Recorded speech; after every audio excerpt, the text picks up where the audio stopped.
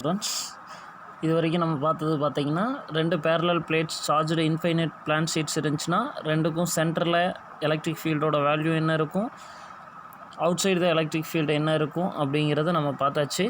Inside அப்படின்னா sigma by epsilon not இது வரைக்கும் நம்ம பார்த்துருக்கோம். அடுத்து நம்ம பார்க்க போகிறது electric field due to uniformly charged spherical shell பார்க்க போகிறோம். ஒரு ஸ்பெரிக்கல் செல் இருக்குது அப்படின்னா ஒரு ஸ்பியர் ஷேப்பில் சார்ஜ்டு ஸ்பியர் எடுத்துக்கிறோம். அதில் இன்சைடு எவ்வளோ எலக்ட்ரிக் ஃபீல்டு இருக்குது, அவுட் சைடு எவ்வளோ எலக்ட்ரிக் ஃபீல்டு இருக்குது, அந்த சர்ஃபேஸில் டோட்டல் எலக்ட்ரிக் ஃபீல்டு என்ன இருக்கும் அப்படிங்கிறத பார்க்க போகிறோம். இப்போ நம்ம எடுத்துக்கக்கூடிய சர்ஃபேஸ் ஃபஸ்ட்டு பார்க்க போகிறது at a point outside the shell. இந்த மாதிரி சென்டரில் இருக்கிற அந்த மெரூன் ஆரஞ்சு கலரில் இருக்கிறது தான் வந்து ஸ்பெரிக்கல் செல். நம்ம எடுத்துக்கக்கூடிய பாயிண்ட் அவுட் சைடு, பிங்கிற பாயிண்ட் வந்து நம்ம அவுட் சைடு எடுத்துக்கிறோம். அவுட் சைடு இருக்கிறது அந்த ஸ்பியர், அதாவது ஈக்குவல் ஸ்பேஸில் ஈக்குவல் டிஸ்டன்ஸில் இருக்கக்கூடிய எல்லா பாயிண்ட்லேயும் அதோட எலக்ட்ரிக் ஃபீல்டு காமனாக இருக்கும். இங்கே நம்ம எடுத்துக்கக்கூடிய Gaussian surface spherical Gaussian surface. இப்போ அதோட எலக்ட்ரிக் ஃபீல்டு இந்த பிங்கிற பாயிண்டில் எலக்ட்ரிக் ஃபீல்டு பார்க்க போகிறோம். இப்போ எக்ஸாம்பிள் நம்ம காஸ் லா படி ஃபார்முலா பார்த்தீங்க அப்படின்னா circle integral of E dot dA is equal to Q by epsilon naught அப்படிங்கிறது தெரியும். இப்போ ஈங்கிறது கான்ஸ்டன்ட், அந்த ஸ்பியரில் எல்லா பாயிண்ட்லேயும் எலக்ட்ரிக் ஃபீல்டு கான்ஸ்டண்ட்டு தான் இருக்கும். நம்ம எடுத்துக்கக்கூடிய ஏரியா மட்டும்தான் டிஃபர் ஆகும். இங்கே எடுத்துக்கக்கூடிய ஏரியா ஸ்பெரிக்கல் சர்ஃபேஸ் அப்படிங்கிறதுனால டோட்டல் ஏரியா நம்ம எடுத்துக்கக்கூடிய ஸ்பெரிக்கல் சர்ஃபேஸோட டோட்டல் சர்ஃபேஸ் பார்த்தீங்கன்னா 4πr². சர்க்கிள் இன்டெக்ரல் ஆஃப் டிஏங்கிறதுக்கு பதிலாக 4πr² சப்ஸ்டியூட் பண்ணோம் அப்படின்னா E into 4πr² equal to Q by epsilon நாட்னு வரும். நம்ம எலக்ட்ரிக் ஃபீல்டோட வேல்யூ தான் கால்குலேட் பண்ண போகிறோம். அப்போ ஆன்சர் பார்த்தீங்கன்னா 1/4πε0 கியூ பை r². இதுதான் எந்த ஒரு சார்ஜ்டு ஸ்பியர் எடுத்துட்டாலும் அதுக்கு அவுட் சைடு எந்த பாயிண்டில் எடுத்துட்டாலும் எலக்ட்ரிக் ஃபீல்டோட டோட்டல் வேல்யூ. அதே மாதிரி செகண்ட் கேஸ் பார்த்தீங்க அப்படின்னா அதே மாதிரி எலக்ட்ரிக் ஃபீல்டோட டைரெக்ஷன் பாருங்கள், Q greater than 0, ஜீரோவோட அதாவது பாசிட்டிவ் சார்ஜாக இருந்தால் அவுட்வர்ட் டைரெக்ஷன், நெகட்டிவ் சார்ஜாக இருந்தால் இன்வர்ட் டைரெக்ஷன், அவ்வளோதான். அதே மாதிரி சர்ஃபேஸில் நம்ம எடுத்துக்கக்கூடிய காசியன் சர்ஃபேஸில் வந்து காசியன் சர்ஃபேஸ் எங்கே இருக்குது அப்படின்னா அந்த சார்ஜ்டு ஸ்பியர்லேயே எடுத்துட்டோம் அப்படின்னா அதோட ஃபார்முலா என்னென்னு பார்த்தீங்கன்னா எலக்ட்ரிக் ஃபீல்டோட value E equal to Q by 4πε0 r². அந்த ஆரஞ்சு கலரில் இருக்கக்கூடிய லாஸ்ட்டு சர்ஃபேஸில் அதோட அவுட்டர் சர்ஃபேஸில் அதோட பாயிண்ட். அதே மாதிரி இன்சைடு எடுத்துட்டோம் அப்படின்னா நம்ம முதல்ல பார்த்துருக்கோம், எந்த ஒரு சார்ஜாக இருந்தாலும் நம்ம எடுத்துக்கக்கூடிய சர்ஃபேஸுக்குள்ளே அந்த சார்ஜ் இருந்தால் தான் எலக்ட்ரிக் ஃபீல்டு வந்து கன்சிடர் பண்ண முடியும். அதுதான் காஸ் லா சொல்லுது. இங்கே பார்த்தீங்க அப்படின்னா ஆரஞ்சு கலரில் இருக்கிறது தான் வந்து ஸ்பெரிக்கல் சர்ஃபேஸ். நம்ம எடுத்துக்கக்கூடிய சர்ஃபேஸ் பார்த்திங்கன்னா அந்த ப்ளூ கலரில் இருக்கக்கூடிய சின்ன ஸ்பியர் தான் நம்ம எடுத்துக்கக்கூடிய காசியன் சர்ஃபேஸ். இப்போ பார்த்தீங்க அப்படின்னா சார்ஜ்டு ஸ்பியர் அப்படிங்கும்போது எக்ஸாம்பிள் நம்ம வந்து வளையல் இருக்கும் பார்த்திங்கன்னா அந்த வளையல் மாதிரி சார்ஜ்டு ஸ்பியர் எடுத்துக்கிறோம்.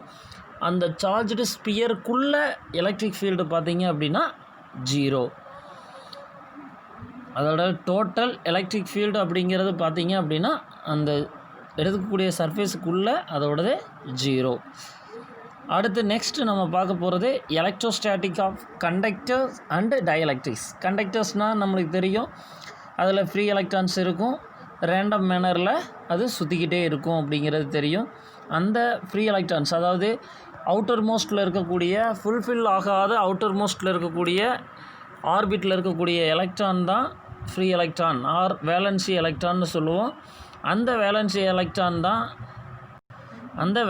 எலக்ட்ரான் தான் நம்மளுக்கு கண்டக்ட் பண்ணுறதுக்கு யூஸ் ஆகுது அப்படிங்கிறது பார்த்துருப்போம். சரிங்களா?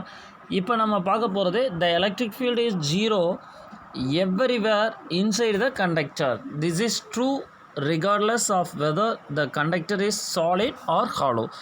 எப்படி இருந்தாலும், சாலிடாக இருந்தாலும் சரி, ஹாலோ கண்டக்டராக இருந்தாலும் சரி, electric field is 0 everywhere inside the conductor. இது ரொம்ப இம்பார்ட்டன்ட் பாயிண்ட். இதுக்கான எக்ஸாம்பிள் கொடுத்துருக்காங்க. இதுதான் இந்த பிளேட் வந்து சாலிட் பிளேட்டாக இருந்தாலும் சரி என்ன இருந்தாலும் சரி. இப்போ எக்ஸாம்பிள் ஒரு எலக்ட்ரிக் ஃபீல்டுக்குள்ளே அந்த சார்ஜ்டு கண்டக்டரை வைக்கும்போது எலக்ட்ரிக் ஃபீல்டோட டைரெக்ஷன் லெஃப்ட் டு ரைட் அப்படின்னா லெஃப்ட் சைடு வந்து பாசிட்டிவ் சார்ஜும் ரைட் சைடு நெகட்டிவ் சார்ஜும் இருக்கிறதா தான் எடுத்துக்கணும். எப்போவுமே எலக்ட்ரிக் ஃபீல்டோட direction positive to negative. So இந்த சாலிட் கண்டக்டரில் பார்த்தீங்க அப்படின்னா எலக்ட்ரிக் ஃபீல்டில் வந்து லெஃப்ட் சைடு பார்த்தீங்கன்னா பாசிட்டிவ் சார்ஜ் இருக்குது. அதனால் இந்த சிலிண்டருக்கு அந்த சாலிட் பிளேட்டுக்குள்ளே இருக்கக்கூடிய அந்த சார்ஜ்டு கண்டக்டரில் இருக்கக்கூடிய நெகட்டிவ் சார்ஜை எல்லாமே லெஃப்ட் சைடு அட்ராக்ட் பண்ணும். அதே மாதிரி பாசிட்டிவ் சார்ஜை ரிப்பல் பண்ணும். அதனால் பாசிட்டிவ் சார்ஜ் ஆப்போசிட் எண்டுக்கு போய் ஸ்டோர் ஆகும். Negative charge left side store ஆகும். இதனால் சென்டரில் பார்த்தீங்க அப்படின்னா inside electric field 0. Second one, there is no net charge inside the conductors. கண்டக்டருக்குள்ளே எந்த ஒரு நெட் சார்ஜும் இருக்காது. இன்சைடு த கண்டக்டர் நல்லா நோட் பண்ணி வச்சுங்க. The charges must reside only on the surface of the conductor. கண்டிப்பாக எல்லா சார்ஜுமே என்னாகும் அப்படின்னு பார்த்தீங்கன்னா நம்ம எடுத்துக்கக்கூடிய கண்டக்டரில் இன்சைடு அதோட டோட்டல் சார்ஜ் 0வாக இருக்கும். அவுட் சைடு எல்லாமே ஸ்டோர் ஆகிரும். இதில் அதோட சர்ஃபேஸில் ஸ்டோர் ஆகிருக்கும். அதை மனசில் வச்சுக்கோங்க. Third one, the electric field outside the conductor is perpendicular to the surface of the conductor and has a magnitude of sigma by epsilon naught, where sigma is the surface charge density is that point. நம்ம எப்படிப்பட்ட சர்ஃபேஸாக எடுத்துட்டாலும் சரி electric ஃபீல்டோட direction out side எப்படி இருக்கும் அப்படின்னா electric ஃபீல்டுக்கு பெர்பெண்டிகுலராக நம்ம எடுத்துக்கக்கூடிய surface எப்போவுமே எலக்ட்ரிக் ஃபீல்டுக்கு பெர்பெண்டிகுலராக தான் இருக்கும். அதோட magnitude sigma by epsilon naught. அதை நோட் பண்ணி வச்சுக்கோங்க. EA equal to sigma A by epsilon naught. A A cancel ஆயிரும். E equal to sigma by epsilon naught மனசில் வச்சுக்கோங்க. Fourth one, the electrostatic potential has the same value on the surface and inside the conductor. Inside of the conductor. The electrostatic potential has the same value on the surface and inside of the conductor. எதனால் out side the surface அதாவது on the சர்ஃபேஸ்லையும் inside the கண்டக்டர்லேயும் ஏன் வந்து potential 0 அப்படின்னு சொல்கிறாங்கன்னு பார்த்தீங்கன்னா எல்லாமே நம்ம பார்த்துருக்கோம். எல்லா எலக்ட்ரிக் ஃபீல்டோட ஒவ்வொரு எலக்ட்ரிக் ஃபீல்ட் லைன்ஸும் நம்ம எடுத்துக்கக்கூடிய சர்ஃபேஸில் பேரலாக இருக்காது. அதாவது பெர்பெண்டிகுலராக தான் இருக்கும். அதே மாதிரி இன்சைடு த கண்டக்டர் நம்ம 0 அப்படிங்கிறது பொட்டன்ஷியல் 0 பொட்டன்ஷியல் அப்படிங்கிறது தெரியும். அதே மாதிரி அதோட சர்ஃபேஸில் எந்த ஒரு பாயிண்ட்லேருந்தையும் வந்து ஒரு சார்ஜை மூவ் பண்ணணும் அப்படின்னா அங்கே வேலை செய்யணும். அதாவது பொட்டன்ஷியல் டிஃப்ரென்ஸ் இருந்தால் ஒர்க் பண்ணணும் அப்படிங்கிறது தெரியும். அதனால் அதோட ஆன் த சர்ஃபேஸில் பார்த்தீங்கன்னா எந்த ஒரு பாயிண்ட்லேயும் அதோட பொட்டன்ஷியல் டிஃப்ரென்ஸ் 0வாக தான் இருக்கும். அதே மாதிரி இன்சைடு த கண்டக்டர் அதோட பொட்டன்ஷியல் 0வாக இருக்கும். அதனால் ஆன் த சர்ஃபேஸ்லேயும் இன்சைடு த கண்டக்டரும் அதோட பொட்டன்ஷியல் 0வாக இருக்கும். அடுத்து நம்ம பார்க்க போகிற டாபிக் எலக்ட்ரோஸ்டாட்டிக் ஷீல்டிங். எலக்ட்ரோஸ்டாட்டிக் ஷீல்டிங்னா என்ன? அதாவது சார்ஜஸ்லேருந்து நம்ம பாதுகாக்கிறது தான் வந்து ஒரு எலக்ட்ரோஸ்டாட்டிக் ஷீல்டிங் அப்படின்னு சொல்கிறோம். எக்ஸாம்பிள் ஒரு கேவிட்டி அப்படிங்கிற ஒரு கான்செப்டை சொல்கிறாங்க. அதாவது இப்போ நம்மளுக்கு எக்ஸாம்பிள் இங்கே கொடுத்துருப்பாங்க. ஒரு ஃபாரடே எலக்ட்ரோஸ்டாட்டிக் ஷீல்டிங் அப்படின்னா இதுக்கு எக்ஸாம்பிள் வந்து இது கேவிட்டி அப்படிங்கிறது. அதாவது ஃபாரடே கேஜ் அப்படிங்கிற ஒரு சின்ன ஒரு கூண்டு கொடுத்துருக்காங்க பாருங்கள். இந்த ஃபாரடே கேஜ் அப்படிங்கிறது தான் வந்து எலக்ட்ரோஸ்டாட்டிக் ஷீல்டிங்கான எக்ஸாம்பிள். எலக்ட்ரோஸ்டாட்டிக் ஷீல்டிங்னா ஒரு 3 பாயிண்ட் மட்டும் ஞாபகம் வச்சுங்க. ஃபஸ்ட்டு பாயிண்ட் பார்த்தீங்க அப்படின்னா inside the conductor charged conductor the electric field is 0 அப்படிங்கிறது நம்மளுக்கு தெரியும். அந்த ஃபாரடே கேஜுக்கு வெளியே எலக்ட்ரிக்கல் டிஸ்டர்பன்ஸ் என்ன இருந்தாலும் சரி எலக்ட்ரிக் ஃபீல்டு எவ்வளவு இருந்தாலும் சரி இன்சைடு அந்த கேஜுக்குள்ளே இன்சைடு எலக்ட்ரிக் ஃபீல்டு வந்து 0வாக இருக்கும். இதுதான் எலக்ட்ரோஸ்டாட்டிக் ஷீல்டிங். ஒரு பாதுகாப்பு உரை தான் வந்து ஷீல்டிங் அப்படின்னு சொல்கிறது. இது முக்கியமான 2 மார்க் நோட் பண்ணி வச்சுக்கோங்க. Consider a cavity inside the conductor as shown in the figure. Back side கொடுத்துருக்காங்க. whatever be the charges at the surfaces and whatever be the electrical disturbances outside. சர்ஃபேஸில் இருந்தாலும் சரி, அதுக்கு வெளியே இருந்தாலும் சரி, the electric field inside the cavity is 0. The sensitive electrical instrument which is to be protected from external electrical disturbances can be kept inside this cavity. அதாவது எந்த ஒரு எலக்ட்ரிக்கல் டிஸ்டர்பன்சஸ் வெளியே இருந்தாலும் சரி, அதோட அந்த ஃபாரடே கேஜ்லேயே இருந்தாலும் சரி, நம்மளுக்கு இன்சைடு எலக்ட்ரிக் ஃபீல்டு 0வாக இருக்கும். அதை தான் எலக்ட்ரோஸ்டாட்டிக் சீல்டிங்னு சொல்கிறாங்க. இது இம்பார்ட்டன்ட் 2 மார்க் நோட் பண்ணி வச்சுக்கணும். நெக்ஸ்ட்டு 2 மார்க் பார்த்தீங்க அப்படின்னா, மழை காலத்தில் மின்னல் இடியின் போது ஏன் வெளியே போகக்கூடாது அப்படின்னு சொல்கிறாங்க அப்படிங்கிறது ஒரு important 2 mark. During lightning accompanied by a thunderstorm, it's always safer to sit inside the bus than in open ground or under a tree. ஒரு மரத்துக்கடியிலையோ அல்லையோ கிரவுண்டில், ஓப்பன் கிரவுண்டில் இருக்கிறத காட்டிலும் ஒரு கண்டக்டர், அதாவது பஸ்ஸோட ஆன் சர்ஃபேஸ் பார்த்திங்க அப்படின்னா ஒரு கண்டக்டராக இருக்கும். அந்த கண்டக்டருக்கு உள்ளே நம்ம இருந்தோம் அப்படின்னா அது சேஃபாக இருக்கும். அதுக்கான ரீசன் என்ன அப்படின்னு பார்த்தீங்கன்னா, the metal body of the bus provides electrostatic shielding. அந்த பஸ் வந்து எலக்ட்ரோஸ்டாட்டிக் சீல்டிங்காக நம்மளுக்கு ஆக்ட் பண்ணும். since the electric field inside is 0. இந்த 2 பாயிண்ட் ரொம்ப important. during lightning the charges flow through the body of the conductor to the ground with no effect on the person inside the bus. இதில் இந்த கொஸ்டினை பொறுத்தளவுக்கு 3 point. First point, electrostatic சீல்டிங்காக act பண்ணுறது எது? அந்த பஸ்ஸோட surface. Second one, inside the bus the total electric field is 0. Third one, அந்த கண்டக்டரில் அந்த சார்ஜஸ் எல்லாம் எப்படி டிஸ்சார்ஜ் ஆகும் அப்படின்னு பார்த்தீங்க அப்படின்னா கிரவுண்டு வழியாக போயிடும். இது ஒரு இம்பார்ட்டன்ட் 2 மார்க் நோட் பண்ணி வச்சுங்க. Next topic electrostatic shielding. இதுக்கு முன்னாடி நம்ம பார்த்தது ட்ரைபோ எலக்ட்ரிக் சார்ஜிங்னு ஒரு கான்செப்ட் பார்த்தோம். அதில் வந்து பார்த்திங்கன்னா ஃப்ரிக்ஷன்னால் நம்மளுக்கு சார்ஜ் வந்து ட்ரான்ஸ்ஃபர் ஆகிருக்கும். ஆனால் இங்கே எலக்ட்ரோஸ்டாட்டிக் இண்டக்ஷன் அப்படின்னு பார்த்தீங்கன்னா charging without actual contact is called electrostatic induction. அதாவது சார்ஜிங் வித்தவுட் ஆக்சுவல் கான்டாக்ட் இல்லாமையே சார்ஜ் வந்து அதர் சார்ஜ், அதாவது அன்லைக் சார்ஜஸ் ப்ரொடியூஸ் ஆயிருந்துச்சு அப்படின்னா அதுக்கு பேர் எலக்ட்ரோஸ்டாட்டிக் சீல்டிங். இப்போ எக்ஸாம்பிள், ஒரு மேக்னெட் இருக்குது அப்படின்னா அதுக்கு பக்கத்தில் இன்னொரு அயன் ராடை கொண்டு போனோம் அப்படின்னா, அயன் ராடுங்கிறது வெறும் மெட்டீரியல் தான், பட் அங்கே ஒரு அட்ராக்டிவ் ஃபோர்ஸ் வந்து அயனுக்கும் இதுக்கும் ப்ரொடியூஸ் ஆகிருக்கும். அந்த அயன் ராடு வந்து இங்கே மேக்னெட்டாக அங்கே கன்வெர்ட் ஆகிருக்கும். அதை தான் வந்து எக்ஸாம்பிளாக சொல்கிறாங்க. இங்கே ஒரு எக்ஸாம்பிள் பார்த்தீங்கன்னா, ஒரு எர்த் இருக்குது, அதுக்கு பக்கத்தில் ஒரு ரப்பர் ராடோ ஆர் கிளாஸ் ராடோ கொண்டு போகும்போது, கிளாஸ் ராடோ ஆர் ரப்பர் ராடோ அது நெகட்டிவ்னு வச்சுக்க, இந்த கண்டக்டருக்குள்ளே அன்சார்ஜ்டு கண்டக்டருக்குள்ளே ப்ளஸ் மைனஸ் ரெண்டுமே இருக்கும். இந்த நெகட்டிவ் சார்ஜை பக்கத்தில் கொண்டு போகும்போது பாசிட்டிவ் சார்ஜ் எல்லாமே ஒரு எண்டுக்கும் நெகட்டிவ் சார்ஜ் அதர் எண்டுக்கும் வந்துடும். இதை கிரவுண்ட் கனெக்ஷன் கொடுக்கும்போது இந்த நெகட்டிவ் சார்ஜ் எல்லாமே எர்த்துக்கு போயிடும். அந்த பாசிட்டிவ் சார்ஜ் மட்டும் ஒரு சைடு வந்து ஸ்டோர் ஆகிருக்கும். அந்த கிளாஸ் ராடை நம்ம எடுத்துட்டோம் அப்படின்னா அந்த பாசிட்டிவ் சார்ஜ் எல்லா பக்கமும் ஈவனாக ஸ்டோர் ஆகும். இதுதான் வந்து electrostatic induction. Charging without actual contact is called electrostatic induction. Next நம்ம பார்க்க போகிற டாபிக் டயலெக்ட்ரிக்ஸ் ஆர் இன்சுலேட்டர்ஸ். டயலெக்ட்ரிக்னாலும் இன்சுலேட்டர்ஸ்னாலும் நான் கண்டக்டர்ஸ்னாலும் ஒன்று தான். Non conducting materials has no free electrons. இதில் ஃப்ரீ எலக்ட்ரான் கண்டக்ட் பண்ணுறதுக்கு இருக்காது. The electrons in a dielectric are bound within the atoms. ஆட்டம்ஸ்குள்ளே அதாவது டைட்டாக பாண்ட் ஆகிருக்கும். ஃப்ரீ எலக்ட்ரான்ஸ் கிடையாது. இதுக்கான example ebonite, glass, mica and some examples of dielectrics. When an external electric field is applied, the electrons are not free to move anywhere, but they are realigned in a specific way. A dielectric is made up of either polar molecules or non-polar molecules. டயலெக்ட்ரிக்ங்கிறது நான் conducting மெட்டீரியல்னு தெரியும்.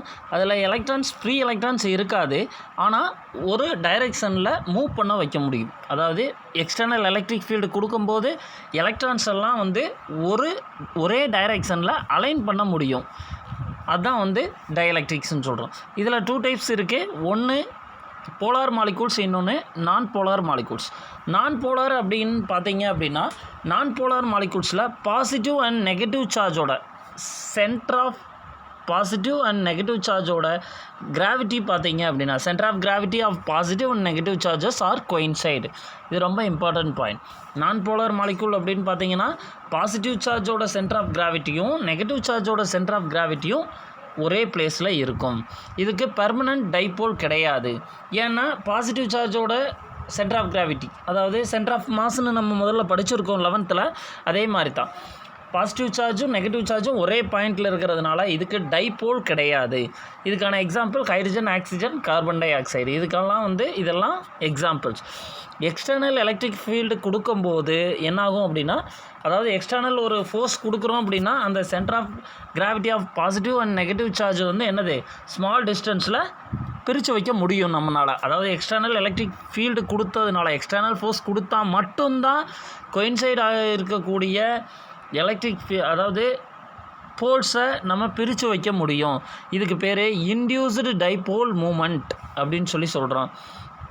அதை எந்த டைரெக்ஷன்லனா, external electric field எந்த டைரெக்ஷனில் கொடுக்குறோமோ அந்த டைரெக்ஷனில் நம்ம அலைன் பண்ண முடியும்.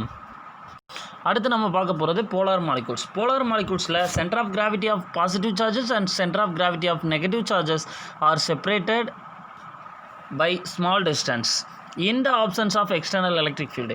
எக்ஸ்டர்னல் எலக்ட்ரிக் ஃபீல்டு இல்லைனாலும் இதை ரெண்டும் தனித்தனியாக பிரிஞ்சிருக்கும்.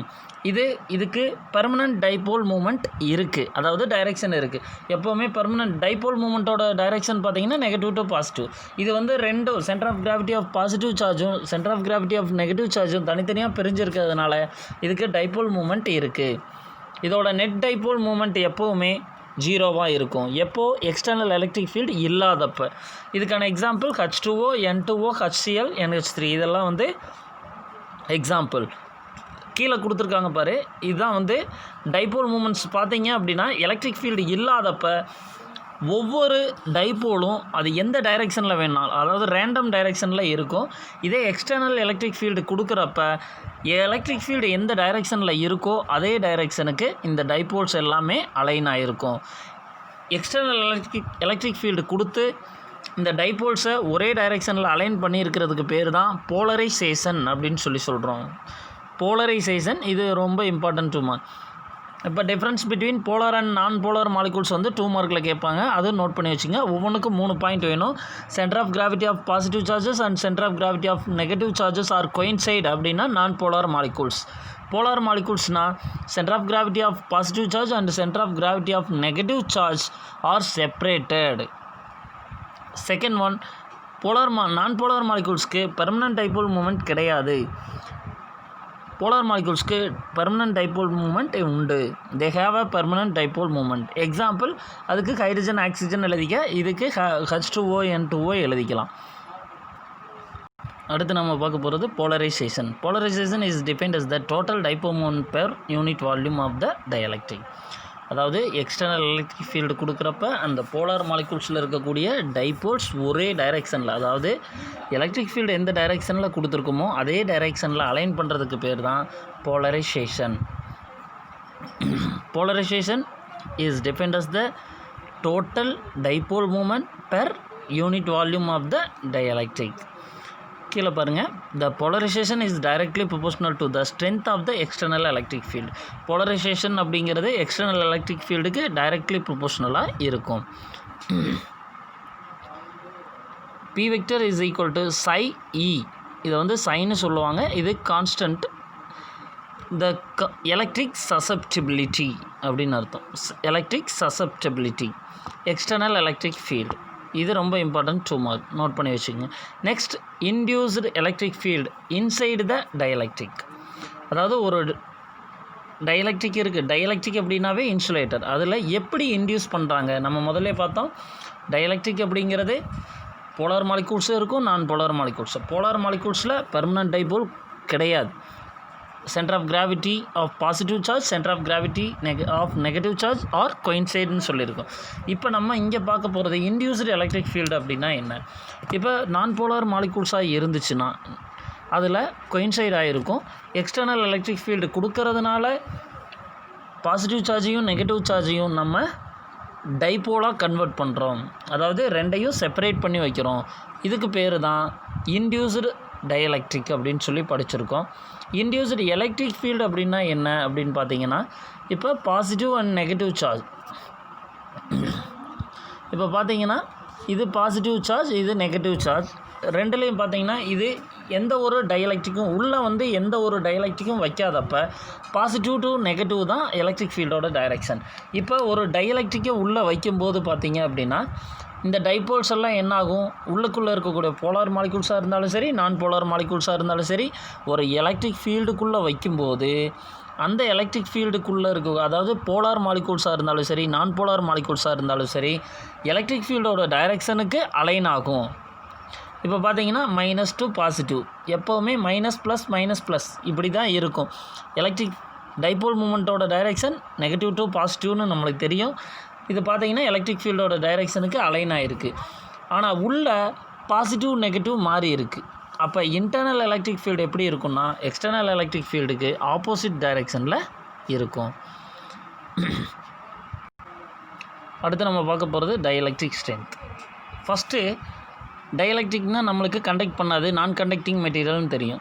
ஒரு எக்ஸ்டர்னல் எலக்ட்ரிக் ஃபீல்டு வந்து அதிகமாக கொடுக்குறோம், ஒரு டயலெக்ட்ரிக்கு அதிகமாக கொடுக்கும்போது அந்த ஆட்டம் என்னாகும் அப்படின்னு பார்த்தீங்கன்னா, எக்ஸ்டர்னல் எலக்ட்ரிக் ஃபீல்டை ஒரு பகுதிக்கு மேலே அதோட எக்ஸ்டர்னல் ஃபோர்ஸை தாங்க முடியாமல் என்னாகும்னா ஆட்டம் வந்து ரொம்ப இதாயிரும். அதாவது எலக்ட்ரான்ஸ் எல்லாம் வந்து தனித்தனியாக போக ஆரம்பிச்சிடும், ஃப்ரீ எலக்ட்ரான்ஸாக மாற ஆரம்பிச்சிடும். அந்த டைட்டாக பவுண்டாக இருக்கக்கூடிய அந்த நியூக்ளியர் ஃபோர்ஸ்லேருந்து பார்த்தீங்க அப்படின்னா, அதாவது புரோட்டான் நியூட்ரான் இருக்கக்கூடிய அந்த நியூக்ளியஸுக்கும் எலக்ட்ரானுக்கும் இடையில் ஒரு அட்ராக்டிவ் கூலும் ஃபோர்ஸ் இருக்குது. அந்த எலக்ட்ரோஸ்டாட்டிக் ஃபோர்ஸை விட அதிகமாக நம்ம எக்ஸ்டர்னல் ஃபோர்ஸ் கொடுக்கும்போது அந்த ஃபோர்ஸை காட்டிலும் எலக்ட்ரான் தனியாக அந்த டைட்டாக பாண்டாக இருக்கிறது அந்த பாண்டை உடைச்சிட்டு என்ன ஆகும்னா தனியாக மூவ் ஆக ஆரம்பிச்சிடும், அதாவது ஃப்ரீ சார்ஜ் ஆயிரும். இந்த டயலெக்ட்ரிக் என்ன பண்ணும் அப்படின்னா எலக்ட்ரிசிட்டியை கண்டக்ட் பண்ண ஆரம்பிச்சிடும். இதுக்கு பேர் தான் டயலெக்ட்ரிக் பிரேக் டவுன் அப்படின்னு சொல்கிறது. அதாவது நம்ம எக்ஸ்டர்னல் எலக்ட்ரிக் ஃபீல்டு, அதாவது நியூக்ளியஸுக்கும் எலக்ட்ரானுக்கும் இடையில் இருக்கக்கூடிய ஒரு அட்ராக்டிவ் ஃபோர்ஸ் எந்த மேக்ஸிமம் ஃபோர்ஸை தாங்குமோ, அதாவது எலக்ட்ரான் ஃப்ரீ எலக்ட்ரானாக மாறுறதுக்கு முன்னாடி நம்ம கொடுக்கக்கூடிய எக்ஸ்டர்னல் ஃபோர்ஸை எந்த அளவுக்கு தாங்குமோ அதுதான் டயலெக்ட்ரிக் ஸ்ட்ரென்த் அப்படின்னு சொல்கிறோம்.